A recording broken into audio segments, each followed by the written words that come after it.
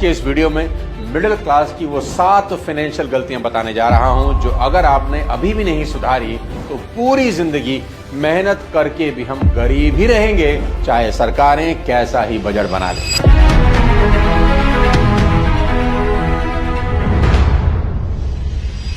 गलती नंबर 1, जरा सी कमाई बढ़ते ही कोई नई किश्त तुरंत बांध लेना। यह मिडिल क्लास की भयंकर भूल है। जरा सी सैलरी बढ़ी नहीं, एक नई ईएमआई चालू, पहले मोबाइल बदला, फिर बाइक, फिर कार, फिर घर, और हर महीने के आखिरी में एक ही डायलॉग बोलते हैं कि भाई कितना ही कमा लो पैसा बचता ही नहीं है, बढ़ना तो बहुत दूर की बात है। अरे पैसा बचेगा कहां से और बढ़ेगा कहां से? हर महीने आपकी सारी तनख्वाह तो साला ईएमआई में घुस जाती है और इन्वेस्टमेंट के नाम पर रहता है बड़ा वाला जीरो। आज मेरी एक बात गांठ बांधिए, अपने खून पसीने की कमाई का पहला हक आपके खर्चों का नहीं बल्कि आपकी इन्वेस्टमेंट का होना चाहिए। मेरा ये फेवरेट फॉर्मूला रट ले, income minus investment equal to expenses. दोबारा कहता हूं, income minus investment equal to expenses. क्या मतलब? वॉरेन बफेट कहते हैं कि खर्च करने के बाद बचे पैसों को इन्वेस्ट मत करो, बल्कि इन्वेस्ट करने के बाद जो पैसे बच जाए ना उन्हें खर्च करो। कमाई होने के बाद खर्च काट कर जो बचे वो इन्वेस्ट नहीं करना, बल्कि कमाई होने के बाद इन्वेस्टमेंट काट कर जो बचे ना उसे खर्च करना है। आपका सारा बजट इसी फॉर्मूले के इर्द गिर्द घूमना चाहिए। अगले बजट तक अगर आपकी तकदीर ना बदल जाए तो मेरा नाम बदल देना। और मेरे हिसाब से इस फॉर्मूले को हर स्कूल, हर कॉलेज के नोटिस बोर्ड पर टांग देना चाहिए। 20 साल के बाद भारत फिर से सोने की चिड़िया बन जाएगा। फिर से दोहरा देता हूं, income minus investment equal to expenses, यानी आपकी कमाई पर पहला अधिकार इन्वेस्टमेंट का होना चाहिए, खर्चों का नहीं। और मुझे बड़ी उम्मीद थी कि निर्मला ताई इस बार के बजट में देश की सबसे जरूरी चीज इंश्योरेंस पर कोई कृपा जरूर करेंगी और 80D में छूट की सीमा बढ़ जाएगी ताकि लोग और ज्यादा इंश्योरेंस करवा सकें, पर यह हो ना सका। इसके बावजूद हम सबको इंश्योरेंस को इग्नोर नहीं करना चाहिए, क्योंकि बीमारी और हादसे बताकर नहीं आते, लेकिन जब आते हैं सारी सेविंग एक झटके में साफ कर देते हैं। हॉस्पिटल के बिल सबसे बड़ा कारण है आज मिडिल क्लास के गरीब होने का, इसलिए हेल्थ इंश्योरेंस जरूर करवाएं। और आज तो कई प्लान में पहले ही दिन से डायबिटीज, थायराइड और अस्थमा जैसी बीमारियां कवर हो जाती हैं। इसके साथ ही एक तैयारी तब के लिए भी करनी जरूरी है अगर हम अचानक अपने परिवार का साथ छोड़ दें, और इस तैयारी का नाम है टर्म इंश्योरेंस, जो लाइफ इंश्योरेंस का प्योरेस्ट फॉर्म होता है, जिसको जितनी कम उम्र में आप लेते हैं उतना ही कम प्रीमियम आपको देना होता है, और फिर वही प्रीमियम लाइफ लॉन्ग के लिए लॉक हो जाता है। सिर्फ 400-500 रुपए हर महीने से प्रीमियम की शुरुआत कर सकते हैं और आपको लाखों करोड़ों का कवर मिल जाता है। आपकी हेल्प के लिए लिंक डिस्क्रिप्शन में दे रहा हूं, जहां से आप अपने लिए सही प्लान ले सकते हैं। ऑनलाइन लेने पर 15 से 25% तक का डिस्काउंट भी मिलेगा, और जीएसटी हटने के बाद जितने प्रीमियम में पहले 10 लाख का कवर मिलता था, उसी प्रीमियम में 20 लाख तक का कवर मिल सकता है। इंश्योरेंस को इग्नोर करना मिडिल क्लास फैमिली की सबसे बड़ी फाइनेंशियल मिस्टेक हो सकती है, तो देर ना करें, आज ही अपना इंश्योरेंस कराएं। अब बात करते हैं फाइनेंशियल मिस्टेक नंबर 2 की, और वो है आंख बंद करके खर्च करना। मिडिल क्लास की सबसे बड़ी कमी यही है कि वो आंख बंद करके खर्च करता है। मेरी ये सीख याद रखें कि हम हमारी कमाई की वजह से नहीं बल्कि खर्च करने की वजह से अमीर या गरीब बनते हैं। पैसों को खर्च करने का बेहद शानदार तरीका आज आपको बता देता हूं। हमेशा तराजू में तोल कर खर्च करना सीखें। जब भी आपके मन में कोई चीज खरीदने का विचार आए और वो चीज मान लें 5000 रुपए की है, तो सबसे पहले तराजू में तोल लें। कैसे? मान लें आपकी महीने की कमाई 50,000 रुपए है और आप 8 घंटे काम करते हैं 26 दिन छुट्टियां हटाकर, यानी महीने में कोई 200 घंटे, यानी आपकी 1 घंटे की कमाई होती है 250 रुपए। अब आप सिर्फ ये सोच लें कि जो 5000 की चीज खरीदने का मन कर रहा है उसके लिए आपने 20 घंटे बड़ी कड़ी मेहनत की है। अब तराजू में तोल लें, और अगर लगे कि 20 घंटे की मेहनत इस 5000 रुपए की चीज को खरीदने के लिए उड़ा देनी चाहिए तो खरीद लीजिए, नहीं तो तुरंत छोड़ दीजिए। देखना मेरे दोस्त, ये फॉर्मूला आपके लिए चमत्कारी काम करेगा और आप फालतू की चीजें खरीदने से बच जाएंगे। याद रखिए मेरी बात, जो चीज आप खरीद सकते हैं इसका मतलब ये बिल्कुल नहीं कि आपको उसे खरीद ही लेना चाहिए। अब बताता हूं फाइनेंशियल मिस्टेक नंबर 3, कार खरीद लेना। आप कहेंगे सोनू सर कार खरीदना कब से क्राइम हो गया? मैं बताता हूं। बहुत सारे लोग कार खरीद कर गरीब हो जाते हैं क्योंकि उनको कार खरीदने का रूल ही नहीं पता।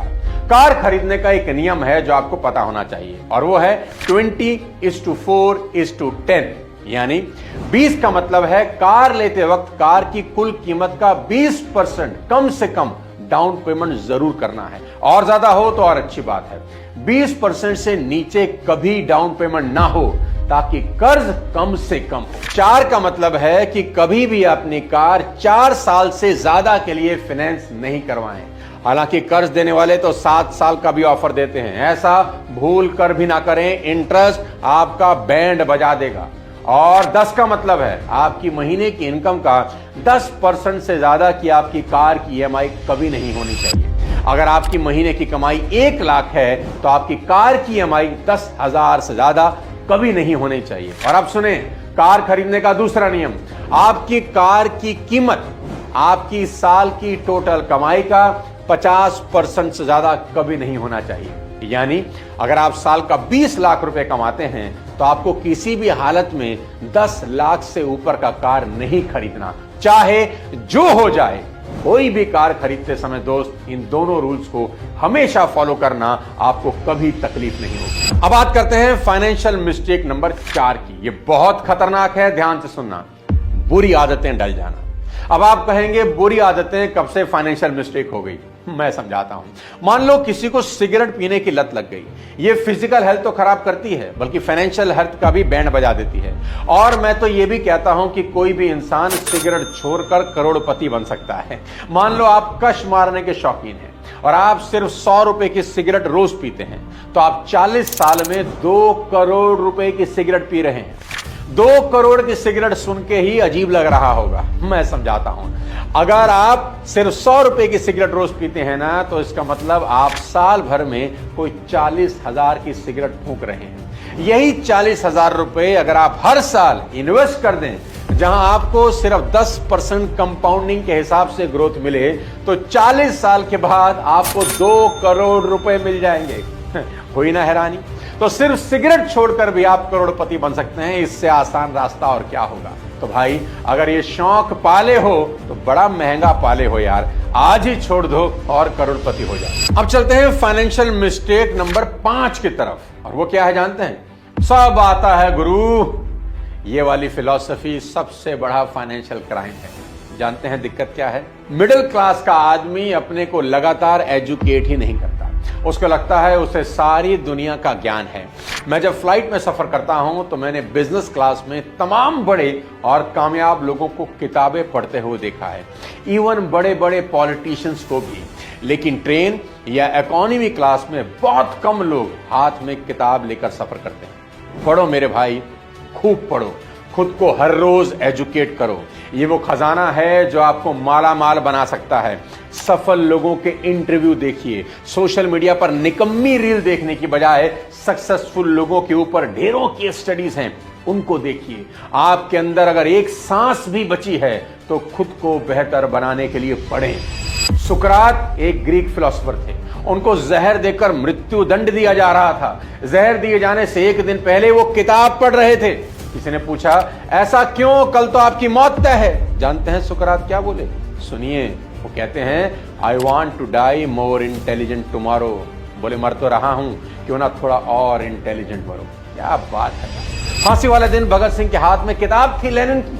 On the day of execution Bhagat Singh was reading a book. किताब का नाम था रेमिसेंस ऑफ लेनिन। वो लेनिन पर किताब पढ़ रहे थे जिसे लिखा था क्लार्क जिंटसिंग ने। उन्होंने कहा कि मैं अपनी मौत से पहले इसको पूरा पढ़ लेना चाहता हूं। क्या बात है।